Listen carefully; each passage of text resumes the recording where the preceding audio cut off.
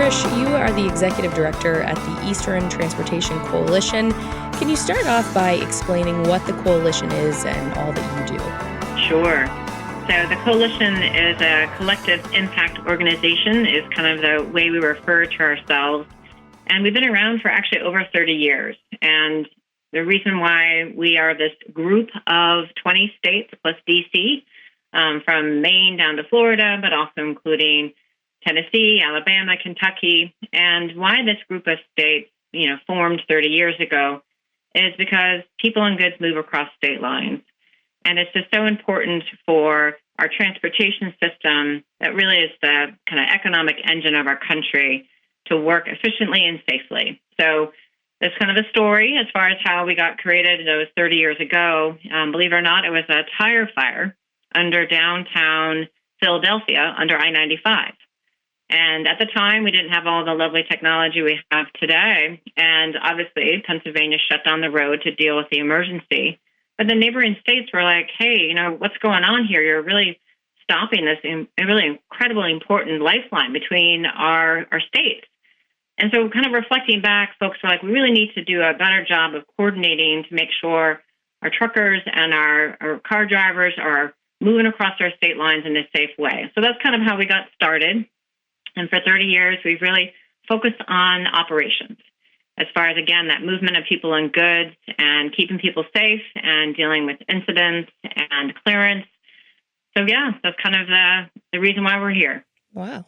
And I know you guys started out as the I-95 Corridor Coalition, right? We sure did. And part of that was due to that history back in that I-95 fire underneath that bridge. And we kept that name for quite a while because everyone knows that's really important, again, road on the eastern side of our country. But what's interesting is we have never been about building or maintaining the actual infrastructure. So the name actually didn't quite fit what we do. Again, really trying to focus on that operational safety of folks using the system, that coordination across state lines. And so we eventually did change our name to the Eastern Transportation Coalition. Also, we have some members of the coalition that don't have, 1 inch of mileage of I-95. So over time, we changed our name to better reflect who we are. Neat. A fun little fact. I used to live at the end of I-95 in Maine, in Holton, Maine. Oh. Because it goes right up to the border. Was there a sign? Yes, actually. Yeah? I think there probably was, yeah. Huh, that's interesting. So there you go. Fun little fact. How has the coalition grown over the years? So we actually started more in the New England states, kind of where you're from up there in Maine. And that's, again, due to that history of how the states got together. But we've grown as the connection between those states have become more apparent. And I'll give the example of our severe weather storms that we are facing. So when you have an evacuation, let's say from our southern brethren down in Florida, people will go into Alabama. They'll go into Georgia. And so the need of coordinating across state lines also became more apparent as our severe storms increased. And then I'm going to quote my actually fantastic freight director, Mary Grace Parker. She's put this phrase in my head that all freight turns left at Memphis. Mm-hmm. And again, as the way our states and our country is connected economically through distribution centers, through this expansion of freight movement in our country, the connection between Tennessee and the eastern states became really apparent. And that's one reason why that state joined the coalition, again, for this connection of this movement of freight. And believe it or not, we were running the numbers recently as we're kind of celebrating our 30 years. And this group of states, so again, Maine to Florida, including Kentucky and Tennessee and West Virginia, is the third largest economy in the world. Wow. So I know. And that just tells you, we got to make it work well, right? We got to make sure that, I think it's like $5.6 trillion of trade within and between those states. We got 28 major ports. So again, I keep emphasizing this incredible important role that this group of states has.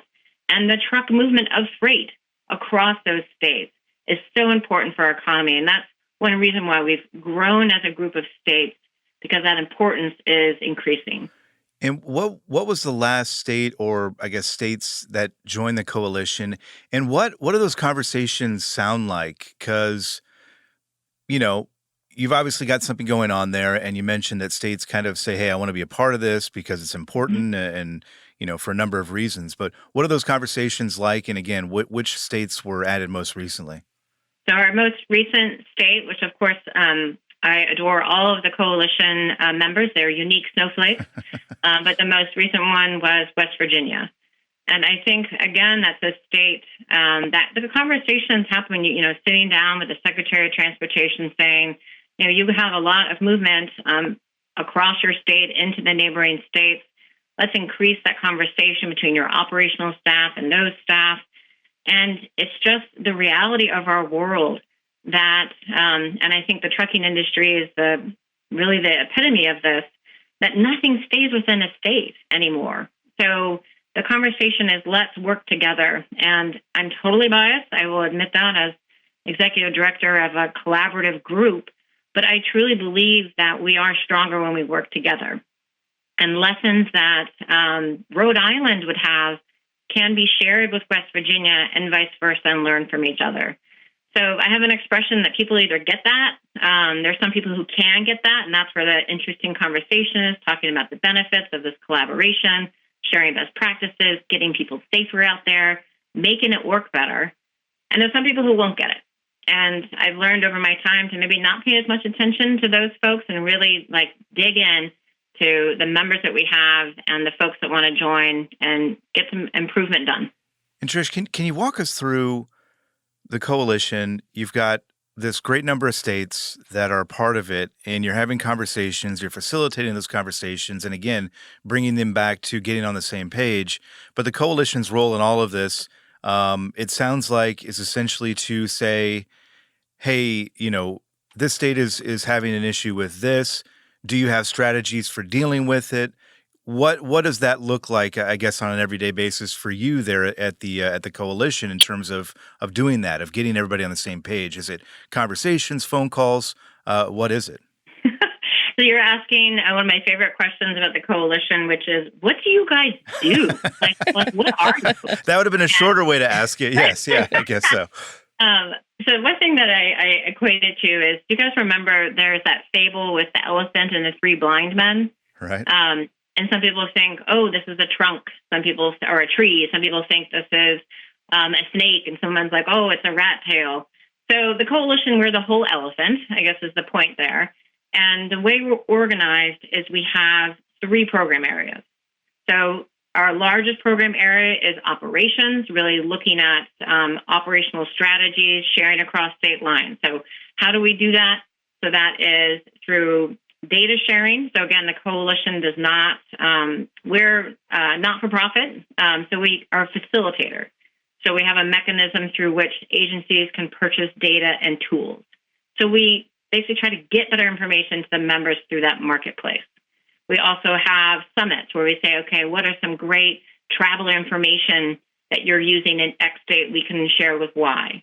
We also have incident management workshops where we try to bring kind of all the chiefs, and then when a crash happens, all the things that happen to make sure that that crash is addressed, cleared, and the system comes back. So that's a very hands-on type of work we do there. We also do some research every once in a while to try to figure out some stuff. That's a technical term there. So that's FISMA. So then freight, that's kind of, the heartbeat of the conversation we're having today, in our collaboration with OIDA, again, giving a shout out to Mary Grace Parker, our freight director. And in that area, it's different because let's take truck parking. So we know that truck parking is a top concern of drivers, but we also know that 90% of those spaces are privately owned. So what in the world would a role be for the coalition in that space? So what we do is we bring the agencies together and we say, look, we know that we may not be able to build our way out of this problem, but let's have some truth serum to promises of a reservation system, for example. And let's make sure, again, getting to the coalition role here, that the truckers want their opinions, their challenging, complex operating environment is in those conversations. So what we're hearing from collaborating with OIDA and some of the survey work you all are doing is that willingness to pay for parking is not in line with some of the private sector solutions being put out there. So what do we do about that? So we've heard time and time again, using truck parking as an example of what in the world the coalition does, is we've heard capacity. That's what the truckers want. So we send that message to our members and say, look, we want capacity. We send that message to our stakeholders on the federal side about capacity. So going back to our members, very proud to say again, I'm a coalition, leader of this group of states. So I'm going to shout out on my members. But Pennsylvania, just in October, announced Governor Shapiro and Secretary Carroll, they're adding over 1,000 spaces at like 133 locations. And they're looking to have those, ready for truckers at the end of 2026. So that's an example of how we bring what we're hearing. The coalition team is hearing from truckers, from our agencies, and we just beat that drum, quite frankly. And you see Connecticut also investing over $1 million in I think it's like 150 spaces. I may have that number a little off. And Florida. So again, we have states that are listening. And I think that's because the coalition, when we come to the table, we're not selling anything. That's just not our thing. So we're here to really bring those voices together, and it's working. But it's going to be really successful, I'll tell you, if we get some federal dollars. And very disappointed in the last authorization, we didn't see that funding for truck parking, and we sure hope we're going to get it next time. Yeah. You're You're not alone there. No, definitely not. Yeah. Now, it sounds like, trucking's been a focus of the coalition. I'm curious, why do you think that is, and do you do anything with the other transportation groups? So I'll go back to another kind of early story of the coalition about that kind of explains, I think, why that connection with the trucking industry has been so strong throughout our 30 years. So it was actually back in the late 90s, early 2000s, we worked with New York to create a one-stop approach to getting credentials. And I'm a fan of Sesame Street, growing up with that. And so it's affectionately named Oscar.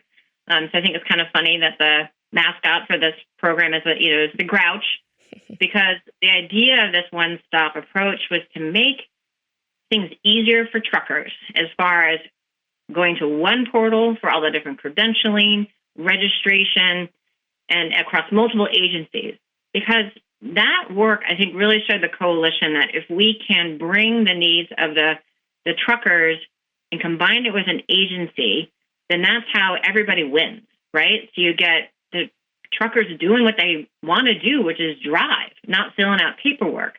And then you have the agencies ensuring that their safety provisions and credentials are being adhered to. So I think that history was kind of the foundation of that relationship between the coalition and trucking. And then I'll go back to, why is this group of states sticking together? And it's because of that economic engine. And who is the driver literally behind that economic engine is truckers.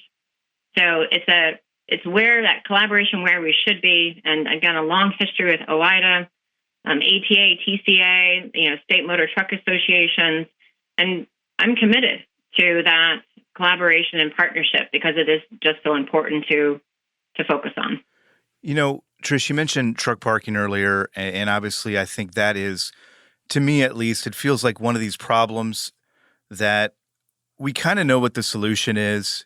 It's just getting everybody on the same page and understanding what the problem is and working toward that solution. Again, easier said than done, and I know you know that as well as anybody out there. There are so many other issues out there in trucking that are not as easily solvable.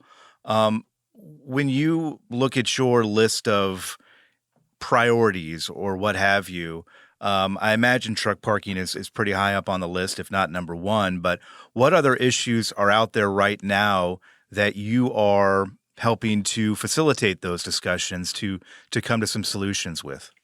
Scott, it's all about safety. That, again, I'm talking about the history of the coalition is on how do we keep our roads safe. And that's for the truck drivers driving out there on them. It's for the people working in those work zones. I mean, everyone should go home at the end of their shift. So the tricky aspect of keeping truckers safe is, how do we do that? So I'll give the example of getting information, quote, into the cab, right? We hear a lot about that all trucks are souped up with lots of technology, so we should just send information into the cab. I agree. But then the question is, and I've heard this expression recently, and I think we really need to think about it, is that making our truck drivers digitally drunk? Because there's so many alerts, so many systems in there. Let's make sure that our focus on communicating with truckers when they're out there doing their job, that we're giving them the right information, accurate information, in the way that is can be ingested, right? I mean, maybe because I'm older, I get a little bit overwhelmed with all the buzzes and beeps on stuff these days. You're not alone there either. Yeah. Yeah. I'm just, oh my gosh, the noise is just too much. Yep. So I think our recent hurricanes, again, going back to that severe weather situation, we want to make sure that we are communicating to truckers about what roads are closed and also about the roads that are open that may not be safe for them to drive on, given grade, curvature. And I think we have more work to do there. And I can tell you so February is when I meet with the executive board of the coalition. So my bosses are the 21 CEOs of the state departments of transportation. And it became so clear this last February that a priority for the coalition is to figure out how to get information to truckers in a way that they want to hear it, in a way that makes sense with all the other demands that they have. And so I guess maybe there's an ask here that I have of you and your members is help us figure that out. And we do know that unlike a passenger vehicle, which we can communicate with large entities like Waze and Google about how to get information out to the drivers and alerts, that is not true with the trucking industry. And we have our communication with Waze and Google it's pretty clear that their main customers are passenger vehicles. And so there's this disconnect, right, between using those navigation apps for trucking when they're really designed for passenger cars. So you asked what a priority is, and that is really my priority right now. Is how do we get information to truckers to keep them safe? And how do we do it in a way that can be heard? And we don't have a clear answer right now. Yeah. Do you think 30 years ago, when the coalition started and, the goal to get that information out, do you think it was ever expected that, 3 decades later, we'd have so many ways to communicate? Too many ways. Too many ways? Yeah. No. I know there's a skill set of people called futurists. Let's see if we can get one on board and help us pick which path that we need to go down to figure out what's the best next technology and way to do this. I mean, it is incredible, the technology, I would say tsunami that we have in our industry, and it is keeping us safer. I'll share maybe an embarrassing story about myself. So I have a car outside. It's a 1999 vehicle. Really cherish her. Her name's Old Bessie. But she's decided not to drive anymore. So I'm in the market for a new car, and I get in a vehicle, and I'm like, oh my gosh, like there's a lot of safety in that vehicle now, which is great, right?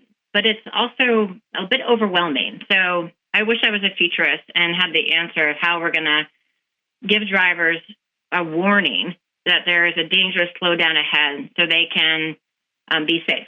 So let's see if we can find one, okay? Yeah. Have you talked to truck drivers to kind of get a feel, kind of young ones, old ones, of what they prefer, what works best for them? I think we have to do a better job there. I know it is difficult to connect directly with truck drivers because they're doing their job. They're out there driving. That's true, yeah. So that is one reason that we really value the collaboration with OIDA. And it's something that I think we need to do a better job. I think making sure that we're directly hearing from truckers themselves. Yeah, tell us about that collaboration with OIDA and what that looks like, what you're doing, what the end goal is, and everything in between. So I'm going to take an example of some recent engagement. So we have a Freight Academy, and it's a program that we hold every 2 years, and it is this 6-day immersion experience, I would say, And it brings public sector professionals who are in charge of their agencies of, understanding freight movement. And it gives them this first-hand, boots on the ground view of major seaports, maritime terminals, distribution centers, air cargo operations, trucking operations. And in that Freight Academy, one of the most popular sessions that we have is on trucking. And we have Louis Pugh come and talk about what is it like to be a trucker and the concerns that OIDA is hearing from your members. And the reason why that's so important, that example of that collaboration, is it has that direct dialogue with the staff members at agencies that are in charge of implementing regulations, that are in charge of thinking through truck parking needs, thinking through low bridge height clearance warnings, and hearing directly from the users of the transportation system is just so critically important. And so I really value that collaboration we have on that program in particular. I imagine the conversations and the questions that come out of that, again, as you point out, from a lot of folks who aren't speaking with truck drivers on a regular basis. I imagine there's some pretty interesting discussions that kind of branch out from there. True. And I think the complexity of the trucker's reality and the diversity, as far as not just the size of the truck, but basically what you're hauling, what your hours are, where you're going. I think that's, as you can tell, the coalition, we have a soft spot for the truckers. And if this wasn't a podcast and maybe a video thing, you would maybe see my button that says I love trucks, but we're going to leave that aside. We'll trust you. We'll trust you're wearing it. Yep. So I think that is a key role that the coalition plays, is to put a big spotlight on that complexity. And my goodness, even the complexity of fees. There's this myth out there that truckers are heavy users, yes, of our system, but they're not heavy payers, right? There's this myth that they go out there and they really don't pay that much for the roads that we're using. And I think that perception is misaligned because it only looks at, for example, diesel tax payments. But if you look at like the Highway Trust Fund and you see like the small, trucks account for, I think it's like 10% of all the miles driven out there, right? But then over 40% of the revenue, right? So a small number of vehicles are generating a large amount of that Federal Highway Trust Fund. But the public has that reversed. So I think that's another place where we collaborate with trucking associations like yourselves and with state motor carrier associations to say, how do we bring the reality of the trucking world into public agencies, into national discussions about funding? And yeah, so I think that's why we're gonna work together for a long time, I hope. Let me ask you this, Trish, because it does sound like you would like, and this is a general statement, but you would like maybe more feedback or to hear from more truck drivers about what they're facing out there. For anybody listening who, travels up and down I-95 or they're in one of these 20 states that you're operating in, if they want to give you feedback and want to sort of help these conversations along, do you have any advice for how they might be able to go about doing that? Is it reaching out to their states or you directly, or what does that look like? I would say reaching out to their state motor carrier associations through those avenues, reaching out to you all. And then Mary Grace Parker is not here, so hopefully she won't kick me under the table, but send her an email. I know email may not, well, I'm going to ask the question back at you all. What do you think would be the best way to hear directly from truckers? Email doesn't seem to be the right answer there. So, well, let's give Mary Grace's personal cell phone number out if you would, and we'll go that route. No, it's a great question too, and I think we're always banging that drum, and OIDA is as well, of trying to get members and truck drivers in general to reach out to their representatives, reach out to their trucking associations to let them know what the issues they are that they're facing, and spur action that way. I don't frankly think we are seeing enough of that. So that is one avenue, and I think you kind of hit on it there in terms of reaching out to, your state trucking association, because they're great partners in all of this. But it is also, I think, reaching out to lawmakers, and the more noise you make on certain issues, the more they have to pay attention to these things. So, yeah, it's a question I don't necessarily have the answer to. Ashley does, and she won't tell us. We'll give out Scott's personal Okay. cell phone. Wait, hang on. That took a wrong turn. Yeah, but it's a great question, and I think it's one worth asking. And again, Sure. it's a conversations, and that's what you're doing there, which I think is great. Is you are facilitating those conversations and trying to get them going. Indeed. So people are always welcome to, go to our website. I know that's on a computer, and, people are out there driving. Send us an email about, I think in particular, the question about how to get information into the cab that would make them safer. And Yeah. how do we do that? And I'm very sensitive to, for example, ELDs. There is an agreement between the trucking industry and having those devices that they're not to be used by, government. So what do we have here? So I think we really need to have a direct conversation with the truck drivers. I welcome it. I think it is tough to do because they're out there doing their job. Yeah, I would just ask you too, as we continue. Again, we're joking about personal cell phone numbers and whatnot, but you mentioned how helpful it would be, I think, to hear from truck drivers directly about these issues that you've brought up here. The website obviously is one place they can go, but just give that information out if you could. The information you can give out. Don't give out personal cell phone numbers, please. Yeah, information for people to reach out and maybe provide some ideas, because we've got a lot of people out there with great ideas, and love to hear them essentially. So where should they go? So I appreciate the question. So I will give out our, again, fantastic freight director, Mary Grace Parker, her email. And that is M as in Mary, G as in Grace, Parker, Parker, at TETcoalition.org. So TET coalition.org. So we would welcome ideas about how to make it easier to hear from you, right? And as well as ideas on getting safety information, truck parking, whatever is of concern. Please send our ideas and thoughts. And then we have our general website, which is TETcoalition.org.